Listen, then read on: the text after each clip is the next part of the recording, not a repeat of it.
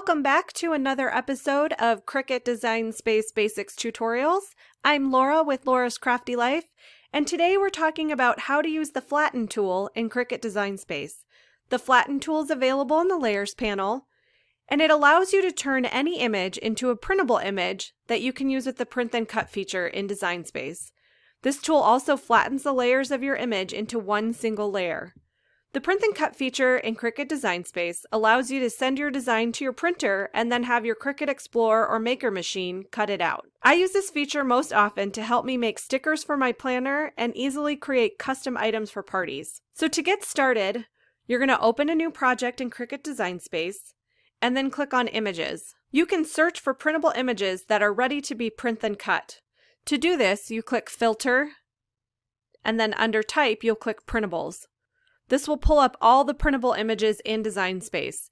In the new Cricut Design Space, you can see if an image is printable by hovering over it, and it will show in the lower left corner. Sometimes you'll want to upload your own image, or you'll find an image in Design Space that isn't already a printable design, but you want to use it in that way.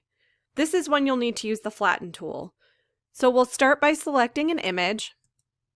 With your image selected, you'll click the Flatten tool at the bottom of the Layers panel. You'll notice now that your image says Cut Print, and instead of being two separate layers, it's now one.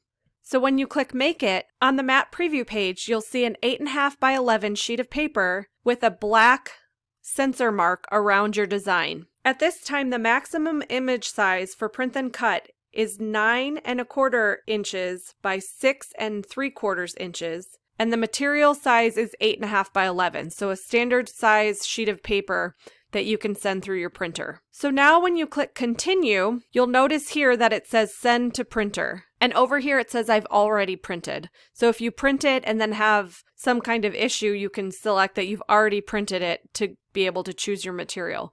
So when you click on Send to Printer, it'll pull up all the printers in your network. You can decide how many copies you want to make, and then you'll also see Add Bleed. If you select this option, the ink around your design will be extended by a little bit so that you prevent getting a white margin around your cut design. You can also help prevent having any white edges around your design by calibrating the Print Then Cut feature. So now you'll go ahead and click Print. And then once your design has been printed on your paper, you'll be able to select your material from the drop-down menu. Some of the common materials that you will use the Print Then Cut feature with are regular copy paper, cardstock, sticker paper, there's printable vinyl, and printable iron-on that you can use. So you'll select your material, load the paper onto your cutting mat, and then click the flashing Go button on your machine. So instead of directly cutting or writing like your Cricut normally does, it will first detect the sensor marks, and this tells it exactly where to cut out your image on your design. It's helpful to note that if you're wanting to create a sticker using the Flatten tool, you'll sometimes need to add a solid shape behind your design. At this time, there's no easy way to create a shadow around your image in Cricut Design Space itself. And so what I mean by shadow is having your design cut out, but with a small white or colored border around it. If you were to send this image to be Print Then Cut, it would cut out each individual shape and letter. So to get around this, I often add a shape behind the design before flattening the image. So I'll go ahead and find a shape that's closest to the shape of my design. And in this case, I think a square or a rectangle will work well. So we'll click Square. And then I want to be able to adjust it to fit around my design. I'll adjust it so that the shape is directly behind my image.